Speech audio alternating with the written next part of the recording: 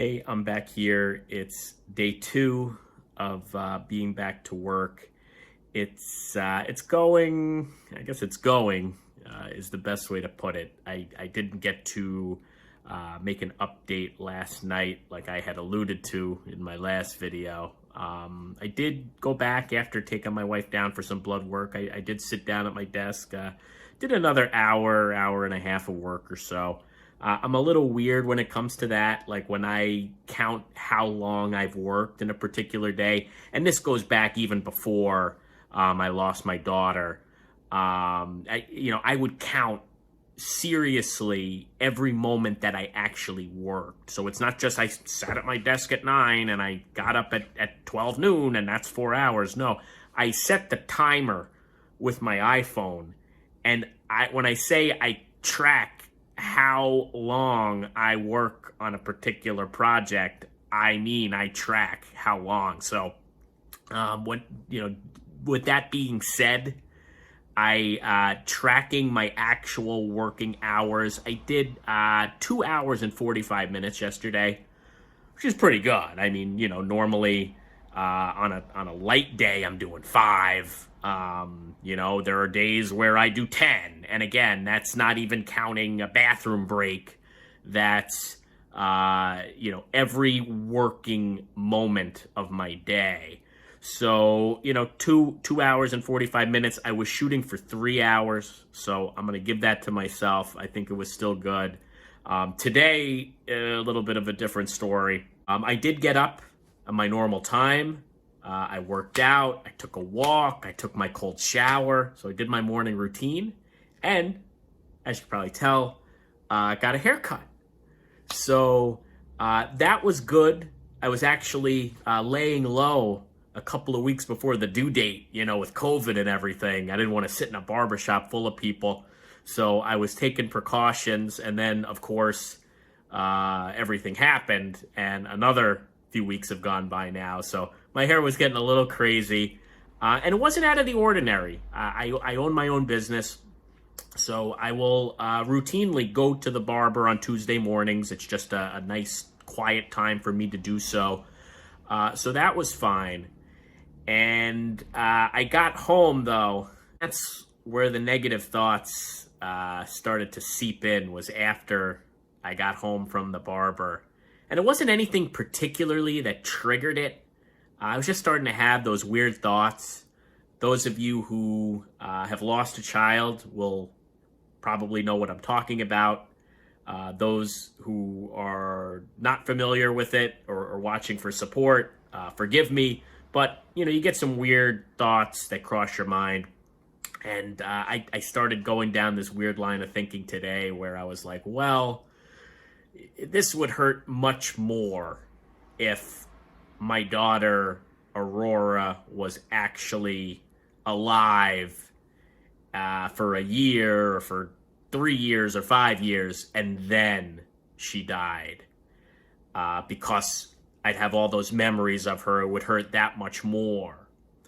And, you start telling yourself weird things, weird justifications for keeping going, and that was my weird justification for today. But I pretty quickly realized that she was alive, and I thought about the ultrasound appointment where we got a picture of her smiling face, and that really hit hard. Honestly, I did start thinking about, hey, I started patting myself on the back. I started saying, hey, I got up, I took my shower, I worked out, I got my hair cut. I'm just going back to bed. I've done enough. And I had to try really hard to get out of that mindset, and I did. I had to. I think I made my wife a bagel, but I made her a bagel, and it got me feeling okay again, and not wanting to just retreat back into my bed.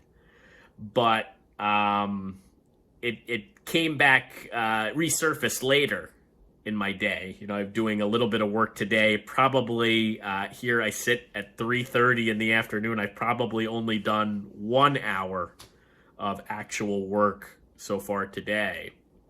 And what has sort of slowed me down is Of course, I made the decision to look at that ultrasound photo on my phone, and that was too much for me. I broke down and cried for a little bit, and I saw the date of the picture up top, and it was about a month before the due date. And it just made me realize, my daughter was alive, and for those 9 months that we knew she was coming, and she was in my wife's tummy, and we would feel the kicking and make the plans and do all that stuff. Those were our memories with her. So I think just the lesson I learned, or the realization I had, is that it sucks to lose a kid. I mean, at any point. They're all different, absolutely, but it just sucks, and it's not easy for anybody. If I could give advice to people who are going through this right now, it's you got to wait till you're ready. I know it's cliche even, they say lean into the grief when it comes, because we know it comes and goes. When it comes, you just got to drop everything, and you just got to experience it. I think that's, what I've been doing, and I think that's been helping me, because there's a lot of time where I'm not breaking down and inconsolable. There's a lot of time where I am functioning and okay. And I think that's really because when, like earlier today, when I looked at that ultrasound picture, I do just let go, and I shut off. I don't take a phone call in that moment. I don't care about work in that moment. I take the moment to grieve. And I think that's helped me a lot, in these past 2.5 weeks since it all happened. And I think you have to balance that with getting back into your routine. There's the thought that I'm going to take months off, and you can do, if you need to do that, do that.